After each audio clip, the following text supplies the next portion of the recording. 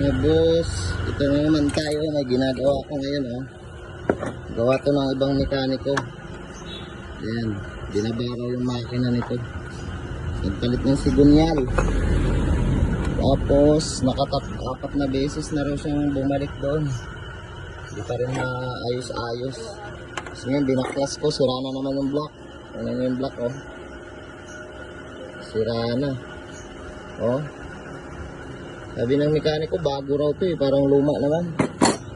Gawa to doon sa taas. Hindi ko alam kung saan shop doon. Kilala ko man kung saan yun, pero hindi ko nasasabihin sa inyo kung saan shop yun. Ayan o, sira na yung piston nyo.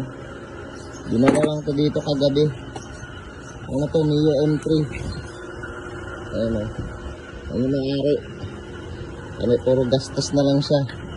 Bago naman yung sigunyal. Pinalitan mo buong sigunyal to? Ayan, ito yung black, burog. Parang feeling ko, di umakit yung langis sa taas. Sirang-sira na yun. Mio M3 to. Kaya pag magpapagawa talaga kayo, dapat sa ano, gagastos lang rin naman kayo, dapat sa marunong na mekaniko. Ayan, dito, bubuksan ko pa dito kasi nasira daw yung ano nito, yung oil pump. Nasira. Yan yun naman yung itsura ng makina niya, oh. Punong-puno ng pandikit. Grabe, bagong backlas lang pero tingnan mo yung itsura. Yung mga mekaniko talagang ganito magbuo. Tingnan mo, nanikip na yung piston niya, oh.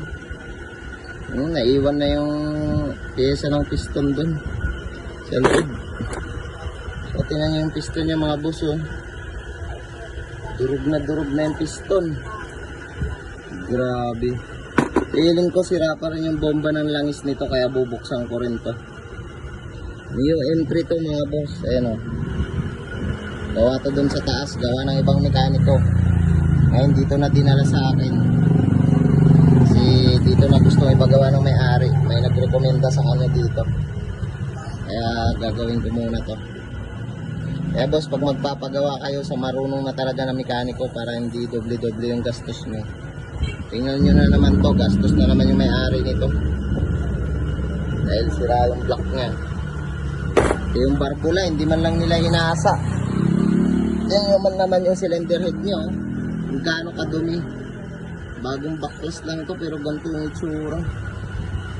Grabe, wala man lang linis-linis. Mga boss, bubuin ko muna to. Dinala kasi dito to, hindi na umandar. Kinarga lang to sa sasakyan. Abangan nyo na lang to pag nabuo na. Kaya pag magpapagawa kayo sa marunong talaga, huwag yung nagmamarong-marunong lang. Mas gagastos lang rin naman kayo eh. Doble-doble pa yung gastos. Abangan nyo pag nagawa ko na ulit to.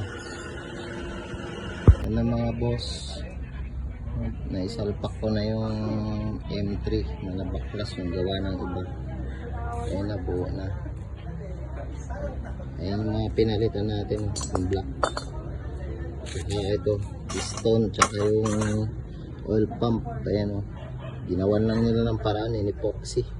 Magpalit rin tayo ng bago niyan, genuine. Yung Yamaha talaga. Ayan, stop natin kung okay na ba yung under nya.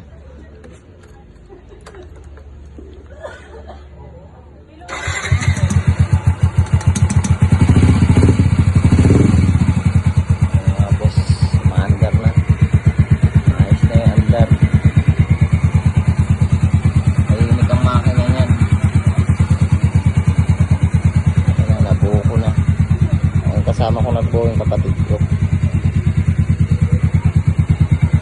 One click na siya. Bago block na ito boss. Pinalitan ko na rin ito. Doon sa taas, ilang beses daw nilang binalik-balik ko doon.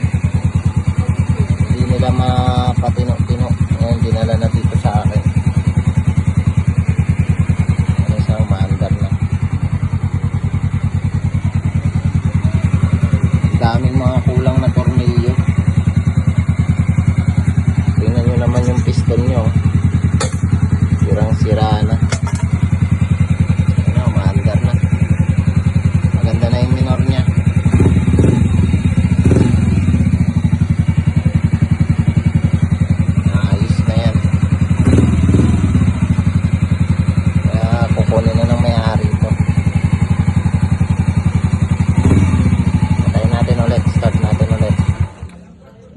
Subukan natin ulit kung one click ba.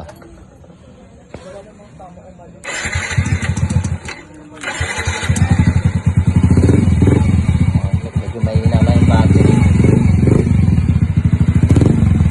Wala na pating gasolina to. Na okay na mga boss. Yan, naka-under na natin. Ngayon ibabalik na lang natin to. Buuin natin ulit para okay na to, makuha na ng may-ari. Marami pa kasi akong ginagawa. Ito pa, meron pa isa. Hindi ko pa nabubuo. Mga boss, okay na. Ayan ang mga pinalitan ko. Piston, saka block, saka yung oil pump. Saka yung pang mga tornilyong lost thread, inayos ko na rin. Mga boss, okay na. Gustong magpagawa, punta lang kayo dito.